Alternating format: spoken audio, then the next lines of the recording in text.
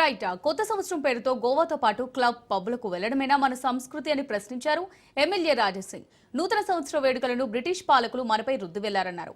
మనకి కొత్త సంవత్సరం జనవరి 1వ తారీఖు కాదని ఉగాది మనకి కొత్త సంవత్సరం అన్నారు రాజాసింగ్. దాన్నే మన భవిష్యత్ తరాలకు అలవాటు చేయాలని సూచించారు. మా హిందువులకి నేను ఒక చిన్న సందేశం ఇవ్వాలనుకుంటున్నాను. మన న్యూ ఇయర్ కొత్త సంవత్సరం మార్చ్ లేకపోతే ఏప్రిల్లో వస్తుంది. అది ఉగాది పండగ అంటారు. బ్రిటిష్ వాళ్ళు ఒక ప్లాన్ చేసి పోయినారు.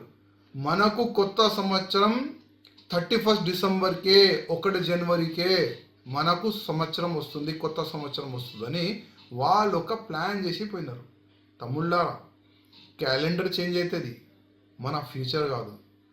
మన ఫ్యూచర్ ఎప్పుడు చేంజ్ అవుతుంది? ఉగాది పండగ రోజు.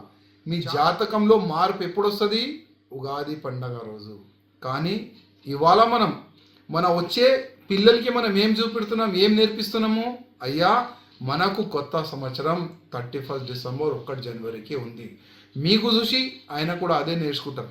మళ్ళీ ఉగాది పండగ ఏంటంటే జస్ట్ ఒక పండగ, ఆ విధంగా మన పిల్లలు కూడా నేర్చుకుంటారు. అందుకోసం నా హిందూ బంధువులకు నేను రిక్వెస్ట్ చేస్తున్నా, 31 డిసెంబర్ 1 జనవరికి హిందువులకి కొత్త సంవత్సరం కాదు, హిందువులకి కొత్త సంవత్సరం ఉగాది పండగ.